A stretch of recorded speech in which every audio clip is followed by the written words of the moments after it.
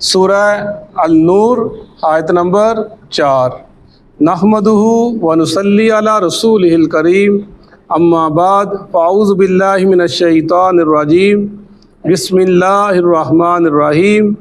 والذین، اور وہ لوگ جو یرمون، وہ تہمت لگاتے ہیں، المحصناتی، پاکیزہ پاک دامن عورتوں پر، ثم پھر، لم یاتو، نہیں وہ لاتے، بِأَرْبَعَةِ شہداء، 4 گواہ، فج لدوہم، پس کوڑے مارو ان کو، 80 جلدہ، 80 کوڑے، ولا تقبلو، اور نہ تم قبول کرو، لہم ان سے، شہادتاً گواہی، ابدا کبھی بھی، وَأُولَئِکَ، اور یہی لوگ ہیں، ہم الفاسقون، وہ فاسق ہیں، گناہ گار ہیں، اِلَّا الَّذِينَ، مگر وہ لوگ جو تابو، توبہ کر لی انہوں نے، من بعد ذالک، اس کام کرنے کے بعد، وَاصْلَحُوا، اور اپنی اصلاح کر لی، فَإِنَّ اللَّهَ، پس بے شک اللہ تعالیٰ، غفور الرحیم، بخشنے والا ہے، رحم فرمانے والا ہے۔ صدق اللہ العظیم۔ والذین یرمون المحصنات، اس سے پہلے ہم نے جو آیت پڑھی تھی کہ زانی مرد جو ہوتا ہے یا زانیہ عورتہ جو ہوتی ہے، وہ نکاح یہ پسند کرتا ہے اسی مرد کو، اسی عورت کو۔ اس میں ایک حدیث آتی ہے، مرصد کے بارے کے اندر آتا ہے واقعہ۔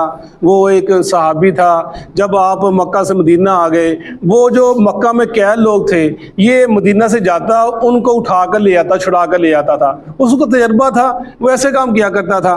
ایک دن وہ گیا کسی کو چھڑانے کے لیے، تو رات کا وقت تھا، جب وہ اپنے اس مکہ میں اپنے اس محلے میں پہنچا تو ایک دیوار کی اوڑھ لی، جس آدمی کو لینے کے لیے وہ گیا تھا، جب اوڑھ لی تو اس کی ایک دوست ہوا کرتی تھی مکہ کے اندر، اوناق نام تھا اس کا، اس نے اس کو پہچان لیا، اس نے کہا مرصد تم کدھر، آ جاؤ آج میرے پاس رات گزارو۔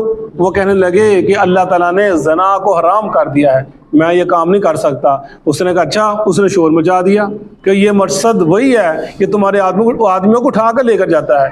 وہ وہاں سے بھاگا، کہتا میں بھاگا، غار میں چھپ گیا، وہ لوگ میرے پیچھے آئے، انہوں نے میرے سر کے اوپر پیشاب تک کر دیا، لیکن اللہ نے مجھے ان سے بچا لیا۔ میں دوبارہ گیا، اس آدمی کو میں نے اٹھایا، اپنی پیٹھ پر اس کو لے کر نکلتا نکلتا مدینہ پہنچ گیا۔ اس نے مجھے تھکا دیا، اس آدمی نے۔ وہاں پہنچ کر میں نے اللہ کے نبی سے کہا، یا رسول اللہ صلی اللہ علیہ وسلم، میں ایک التجا ہے، اگر آپ قبول کر لیں، میری ایک دوست سی اوناق، میں اسے شادی کرنا چاہتا ہوں، اسے نکاح کر لوں؟ اور میں رسول اللہ صلی اللہ علیہ وسلم، آپ خاموش رہے۔ اس نے پھر کہا، آپ پھر خاموش رہے، پھر اس نے 3 دفعہ کہا، تو اللہ پاک نے یہ والی جو کل آیت پڑھی، یہ آیت اتار دی، اور میں اوناق مرصد تم اس عورت سے نکاح نہ کرو، اس عورت سے تم نکالنا نہ کرو، اللہ نے اس منع کر دیا۔ اور یہ آیت اتری کہ جو نیک آدمی ہو نیک عورت کو پسند کرتا ہے، جو گندا آدمی ہو گندی عورت کو پسند کرتا ہے۔ آگے والذین یرمون المحصنات ثم لم یاتوا باربعۃ شہداء فجلدوہم 80 جلدۃ ولا تقبلوا لہم شہادۃ ابدا واولئک هم الفاسقون۔ یہ اسلام نے ایک اصول مقرر کر دیا، یہ نہیں ہے کہ تم جو تمہارا دل کرے تم وہ کام کرتے رہو، ایسے معاملہ نہیں ہے۔ جیسے ایک آدمی آیا اللہ کے نبی پاس، اور اسلمی نام تھا، ماعز اسلمی، اللہ کے نبی یا رسول، میں نے گناہ کر لیا، میرے اوپر حد نافذ کر دیں۔ آپ نے ادھر منہ کر لیا، ادھر سے آیا جی میں نے گناہ کر لیا، ادھر منہ کر لیا، پھر ادھر سے آیا جی میں نے گناہ کر لیا۔ آپ نے صحابہ سے پوچھا، اسے دیکھو اس نے کوئی شراب تو نہیں پی، اس کا ذہنی توازن ٹھیک ہے، یہ کوئی مجنون آدمی تو نہیں ہے؟ تو اس کا کہا یا رسول اللہ نہیں، ایسا نہیں ہے۔ پھر آپ نے اس سے پوچھا تجھے پتہ ہے شادی کیا ہوتی ہے؟ یعنی یہ اتنا اہم مسئلہ تھا حدیث کے اندر، آپ نے پوچھا کیا تمہیں پتہ ہے دخول کیا ہوتا ہے؟ آپ نے الفاظ ہیں یہ والے، اس سے پوچھا تاکہ اس کی سزا نہ مل جائے، ایک بندے کی جان نہ ضائع ہو جائے۔ اس کے ساتھ کتنے آدمی جڑے ہیں، اس کی بیوی ہوگی، بچے ہوں گے، ماں باپ ہوں گے، خاندان ہوگا، اس کے اوپر پتہ نہیں کتنے لوگوں کی کفالت ہوگی۔ آپ نے کہا، اس سے اتنی تحقیق کی، اس نے کہا جی مجھے سارا کچھ پتہ ہے، میں شادی شدہ ہوں۔ آپ نے کہا جاؤ اس کو جا کر اس اپنا سنسار یعنی اس کو رجم کر دو، اور ایسے کیا گیا اس کے ساتھ۔ اور پھر جب یہ اتنی تحقیق کرنے کے بعد جب اس کو پتھر مارنے لگے، پتھر لگے، وہ بھاگا نکل کے، جب بھاگا صحابہ نے پیچھے بھاگے اس کو پکڑ لیا، پکڑ کر دوبارہ رجم کر دیا اس کو پتھر مار مار کر۔ اللہ کے نبی کو پتہ چلا، آپ نے کہا جب وہ بھاگا اسے بھاگ جانے دینا تھا، اس کو چھوڑ دینا تھا، وہ اللہ سے توبہ کر لیتا۔ یعنی اسلام ان سزاؤں کا قائل نہیں ہے، یہ تو ہے لوگوں کو سمجھانے کے لیے، اس معاشرے کو سدھارنے کے لیے، لوگوں کی ہدایت کے لیے، تاکہ معاشرہ اس عصمت کا ایک ماحول اچھا رہے، بڑا ایک خوبصورت ماحول رہے، ہر بندے کی عزت محفوظ ہو، اس کی عصمت محفوظ ہو، ایک خوشگوار ماحول ہو، کسی کو ڈر نہ ہو۔ یہ تو سزائیں اس لیے دی گئی ہیں، یہ نہیں پکڑو اور قتل کر دو، ایسا معاملہ نہیں ہے۔ جیسے میں نے بتایا تھا کہ جب آپ مدینہ میں آئے تھے، وہاں پہ فحشہ عورت تھی، اس کے گھر میں لوگوں کا آنا جانا تھا، آپ کہا کرتے تھے اگر یہ والی ایت نہ اترتی تو میں اس کو پکڑ کر رجم کر دیتا، اس عورت کو، کیونکہ وہ عورت فحشہ عورت تھی، وہ بدکاری کیا کرتی تھی، لیکن جو اس کے پاس آتے وہ بدکار تھے۔ اب کوئی اس کی گواہی نہ دیتا تھا، اور میں 4 گواہ لے کر آؤ، اس کی گواہی نہیں تھی۔ آپ نے فرمایا اگر یہ والی آیت نہ اترتی میں اس کو پکڑ کر ضرور سزا دیتا، اس کو رجم کر دیتا، لیکن میں اس آیت کا تو مجبور ہوں، میں اس کو یہ سزا نہیں دے سکتا۔ یعنی یہ آیتیں ہیں، یہ جو ہمیں ملتی ہیں معاملات، کہ اسلام جو ہے وہ ان کو پکڑ کر قتل کرنے کا قائل نہیں ہے، وہ صرف کس لیے تاکہ معاشرہ خوبصورت ہو، اس کے اندر یہ بے حیائی، بے شرمی اور یہ جو لوگوں کی عزتوں کے ساتھ کھیلنا، یہ چیزیں نہ ہوں، اور ہر بندہ اپنی عزت کو محفوظ سمجھے، ایک خوبصورت معاشرہ ہو، انسان دنیا کے اندر آیا اپنی اچھی زندگی گزار کر جائے، اس کی شادی ہے، اس کے بچے ہیں، بیوی ہے، ایک پاک دامن عورت ہے، وہ اچھی زندگی گزارے، اسے کیا ضرورت پڑی ہے گند میں جانے کی۔ یعنی اسلام نے یہ چیزیں ایک بندے کو ایک عورت تک محدود کر دیا، ایک پاک باز بندے کو ایک پاک باز عورت تک محدود کر دیا، اسی میں سکون ہے، اسی میں راحت ہے، اسی میں امن ہے، وہی ذکر کیا جا رہا ہے۔ فرمایا اگر 4 گواہ ہیں تو تم نے دیکھا ہے، وہ یہ نہیں کہ ساتھ بیٹھے ہوئے ہیں تو تم نے دیکھ لیا، تم تہمت لگا دو زنا کی، فرمایا ایسے کام نہیں کرنا۔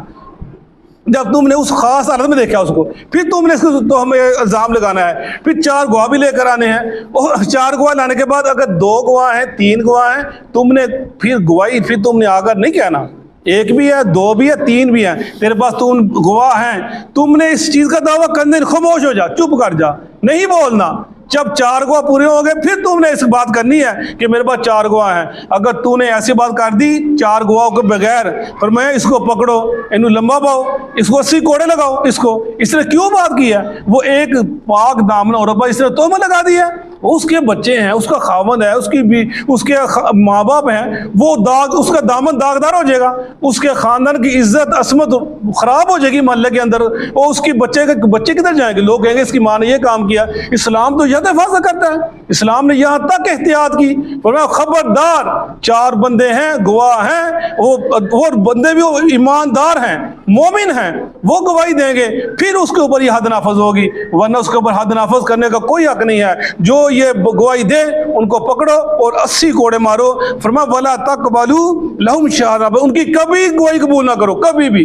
اس کے بعد وہ کبھی گواہی دیں، ان کی گواہی قبول نہیں کرنی۔ وَأُولَٰئِكَ هُمُ الْفَاسِقُونَ، فرمایا یہی لوگ گناہ گار ہیں، فاسق ہیں، یہ لوگ کیا کرتے ہیں؟ یہ اس برائی کو ہوا دیتے ہیں، برائی کو عام کرتے ہیں۔ فرمایا نہیں، گناہ ہو گیا ہے، غلطی ہو گئی ہے، چپ کر جو دوبارہ سے اللہ کے نبی کے پاس آیا، یا رسول اللہ میں نے گناہ کر لیا، میرے کو حد نافذ کر دیں۔ آپ خاموش رہے، اس نے پھر کہا مجھے حد نافذ کر دیں، اور پھر خاموش رہے، اس نے پھر کہا میں نے گناہ کر، مجھے حد نافذ کر، مجھے پاک کر دیں۔ اذان کا وقت ہو گیا، نماز کا وقت ہو گیا، اذان دی گئی، نماز پڑھی، نماز سلام پھیرا، پھر کہنے لگا یا رسول اللہ مجھے پاک کر دے، اور میں تو نے نماز پڑھی ہے نا، میں ہمارے ساتھ ہی پڑھی ہے، اور میں اللہ تجھے پاک کر دیا ہے۔ یعنی ایسے معاملے اسلام ان چیزوں کا قائل ہے، میں اللہ تجھے معاف کر دیا ہے۔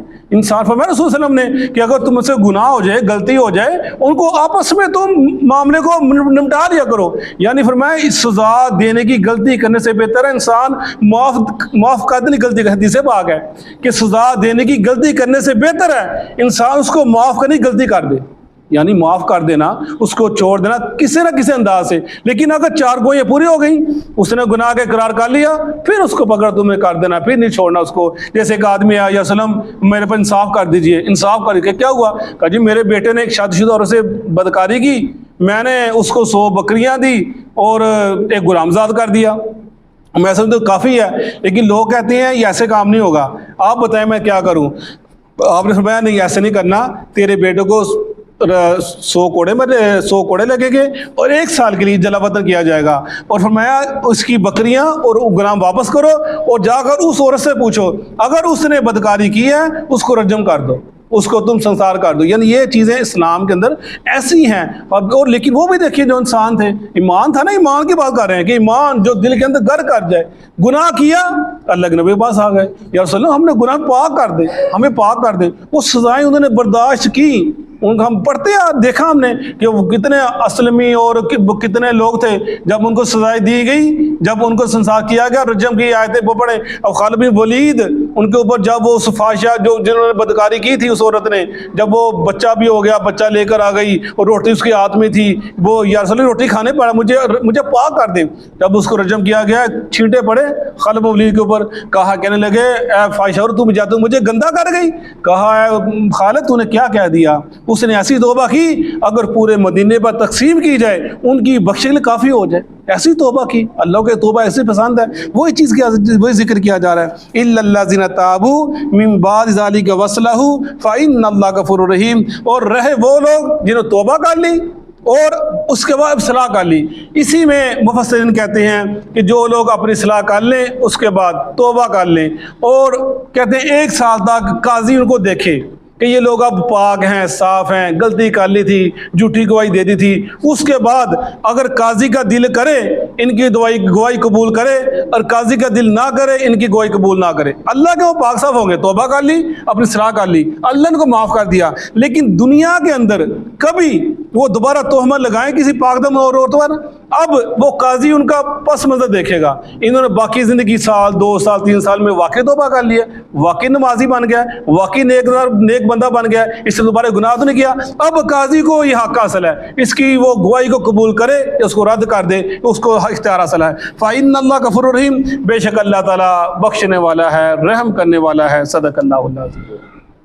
باقی کل پڑھیں گے انشاءاللہ. اعوذ باللہ من الشیطان الرجیم. اعوذ باللہ من الشیطان الرجیم. والذین اور وہ لوگ یرمون المحصنات یرمون المحصنات جو تہمت لگاتے ہیں پاک دامن عورتوں پر, جو تہمت لگاتے ہیں پاک دامن عورتوں پر, ثم پھر لم یأتو نہیں وہ لاتے بأربعۃ شہداء 4 گواہ فجلدوہم بس ان کو کوڑے لگاؤ 80 جلدہ 80 کوڑے ولا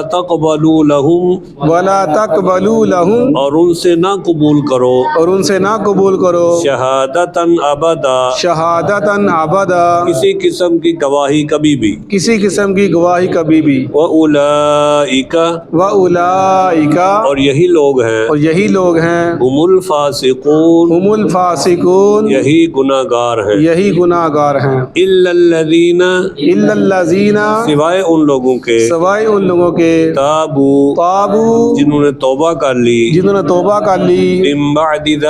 من بعد ذلک اس کے بعد وَأَصْلَحُوا اور انہوں نے اصلاح کر لی فَإِنَّ اللَّهَ بس یقیناً اللہ تعالی غفور الرحیم بخشنے والا رحم کرنے والا